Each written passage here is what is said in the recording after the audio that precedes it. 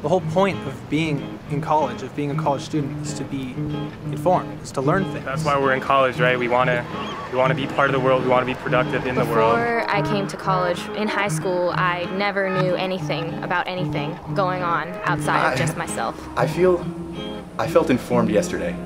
I haven't read the paper today. Once you start reading the newspaper, it doesn't feel like a chore anymore. You enjoy learning about what's going on in the world. Well, I think it's important to stay informed just in general, know the basic things that are going on in politics and in your government and your community. To be a successful student, you need to be aware of what's going on around you. We need to keep up with these events now because we're going to be the ones dealing with them later. To be aware of what's going on will help us make better decisions. If you are uninformed, you will continue to make the poor decisions that the past has made. I mean, I use Wikipedia as an example for a lot of things. I can't cite that. A newspaper I can cite. It's a legitimate source. How can you even have a political belief or a political ideology if you don't read the paper and you don't know what's happening in the world? Read the paper for the coupons. People get into like these modes, you know, you're reading the paper and you're catching up on your events. It's pretty constant, and I work in the morning and it's kind of my routine. I have a break about the same time I have my paper.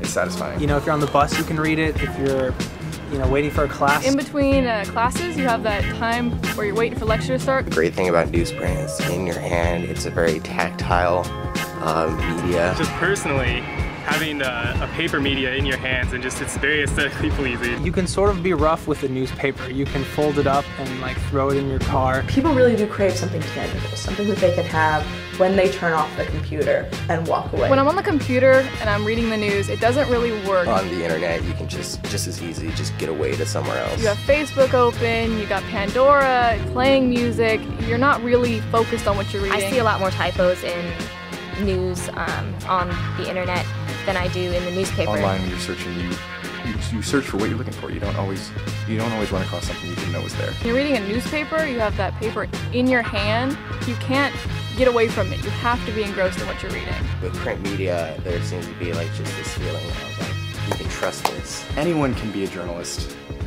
online. Where you get the deeper story and when the facts are checked and where it's more developed is in the print media. It's higher quality. These are people that are doing this for a living, who obviously work within this media because they love it. It is essentially print media's job to be as unbiased and as simply factual as humanly possible. With the standards that a professional writer would hold to themselves. There's no better supplement for information than from a newspaper, period. It's important for our age group to still be involved in more ways than just The Daily Show. Jon Stewart's an intelligent guy, and you can say the same thing about Stephen Colbert. They're entertaining shows.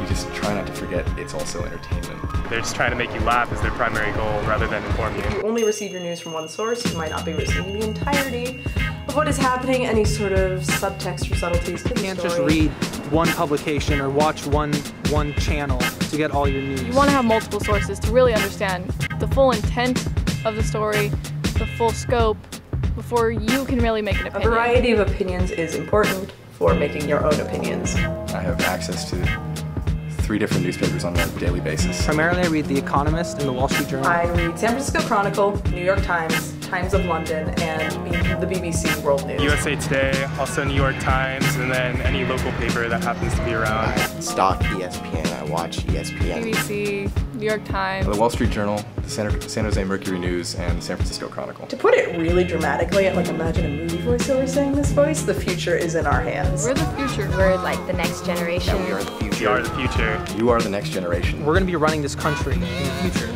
And why try to play catch up? You know, why not just read the news now? Just read.